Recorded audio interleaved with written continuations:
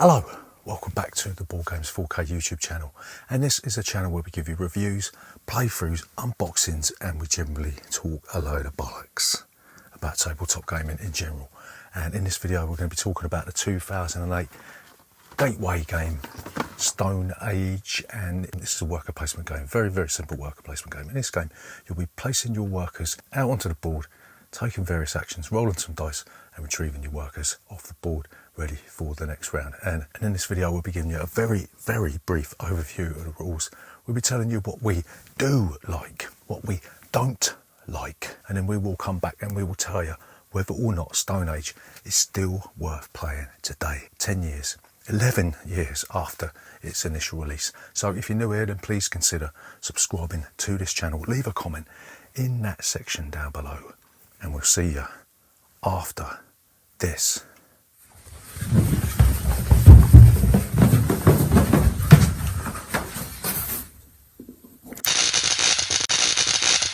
Board Games 4K.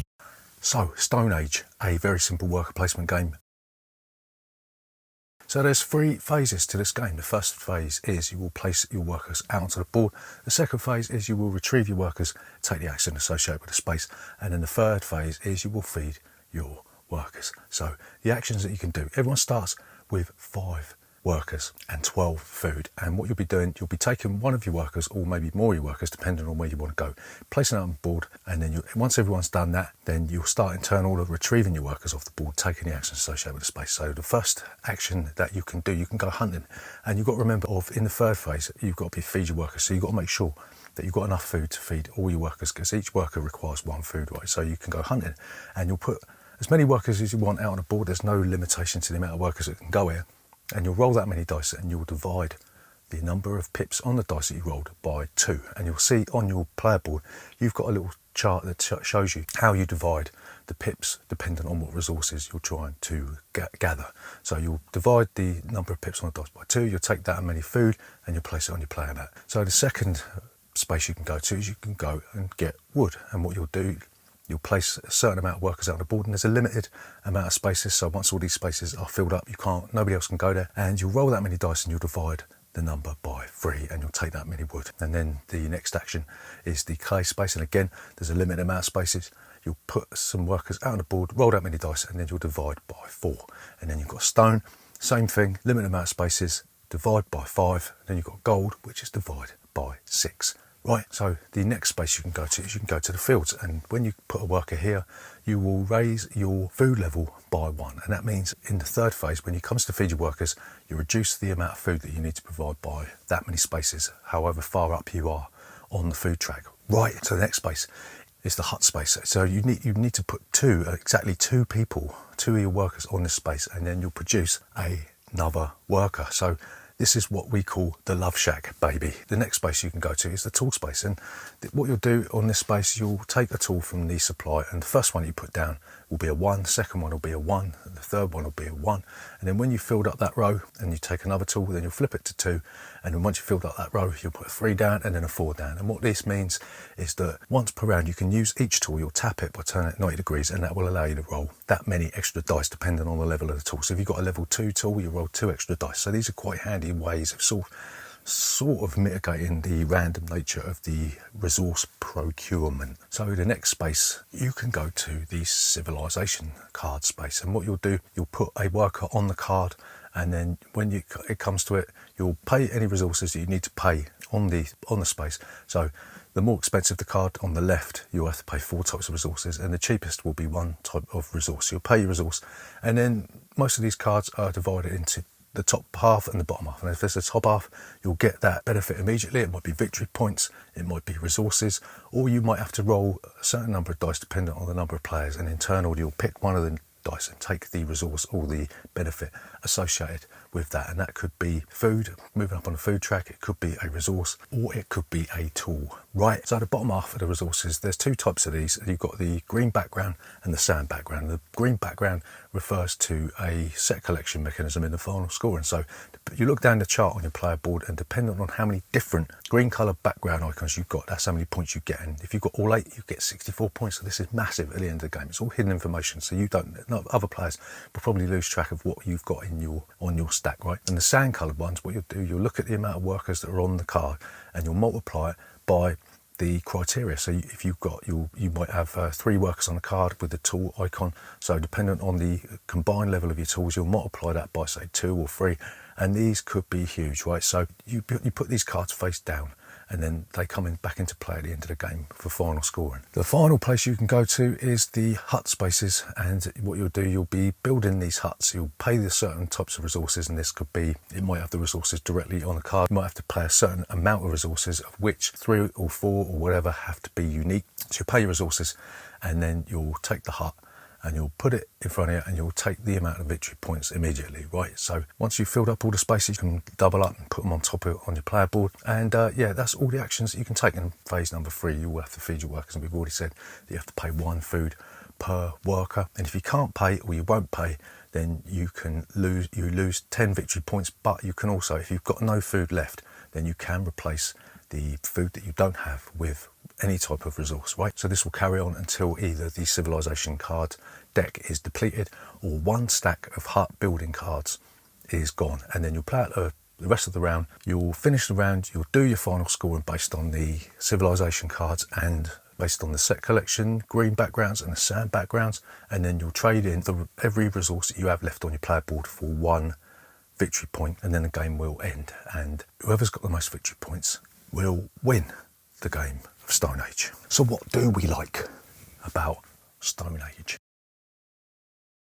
So the first thing that we got to mention is the absolutely wonderful, astounding artwork by Michael Menzel. And it's rich, it's detailed, fits the theme, it's got those wonderful, really deep colours, and it made us want to look again at some of his other work, like we dug out Legend of Vandal. So the artwork in this is absolutely astounding. So the second thing that we really like about Stone Age is the simple mechanisms that lead to these interesting choices. So not only do you have to think about how many workers you put out on the board, so you can sort of think about how many dice you're going to roll, but probably the most important thing is the order in which you retrieve your workers. So you might put somebody out on a building, and then you're not going to go for that straight away. So you have to think about, well, I'm going to put them out there, and then I'm going to try and get the resources first. But if you don't end up getting the resources you want, the thing is wasted. So you've got to think very, very carefully about not only the order in which you put your workers out and how many, but also the order which you take them off, and that is sumptuous. So the next thing we really like about this is the game length. It's just about right for this kind of entry-level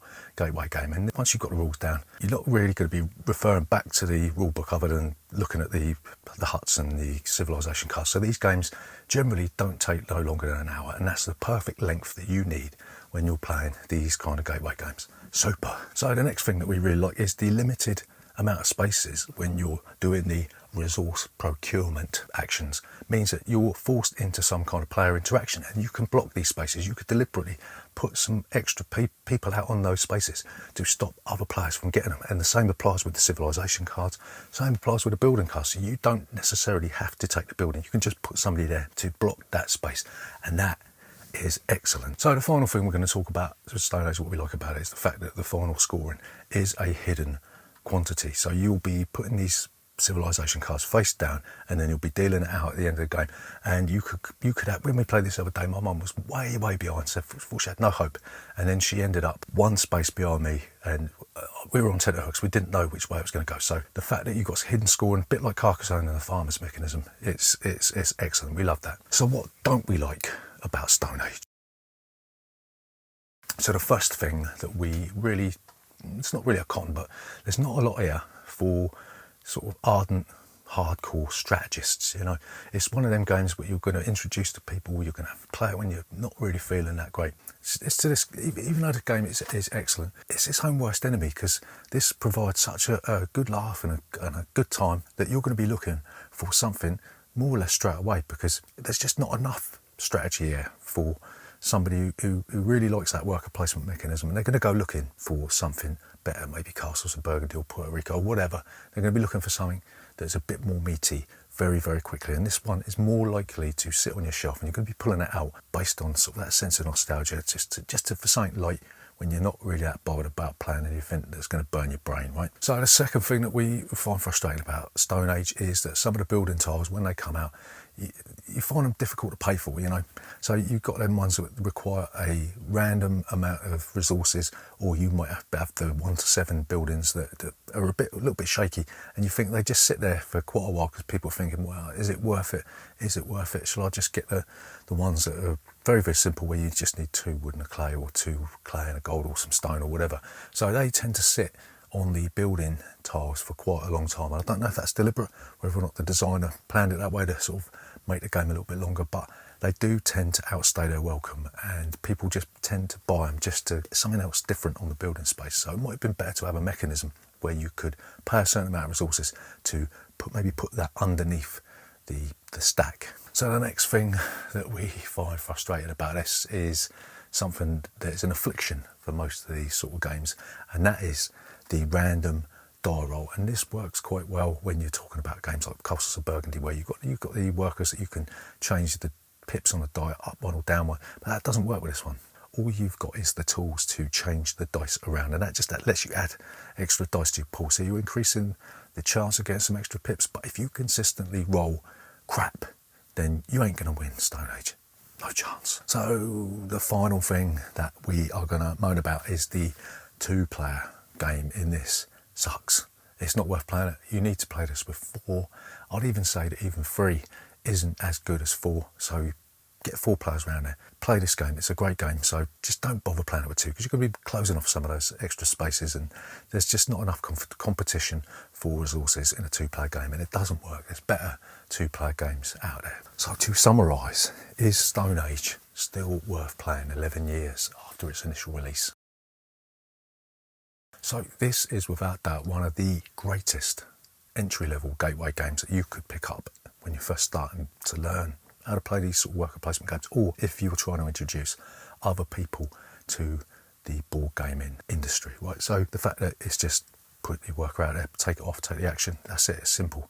Probably a little bit confusing for new players when you're trying to explain the cards and the building tiles, but after a while they get that into their head, and it's really excellent the way that the game is so simple yet so satisfying and so rewarding. So we really like the fact that this has got some hidden scoring at the end of the game, and that really does elevate the excitement at the end. And that's, you want people to take something away from the game. When you've got that tense finish, that is the last thing that they remember. So especially with new players, when they take that excitement, that tense finish away with them, they immediately want to play again or play something else, or I think that gets people hooked into the board gaming hobby. That's why this is such a really good gateway game. We're not going to lie to you, but this game is definitely showing its age. It's 11 years old.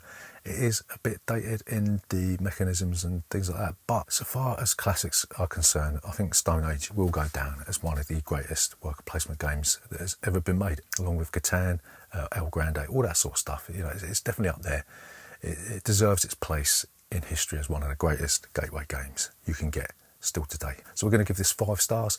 You need to play in the right circumstances. There's no good pulling this out when you've got people that want to play 1830 or they want to play Terra Mystica or whatever. Give them the experience they want. Don't play this. But if you're looking for something that's light-hearted, very quick, very simple, Stone Age is definitely worth playing. So that's Stone Age. If you're new here, then please consider subscribing to our channel. Leave a comment in that section down below, and we'll see you next time.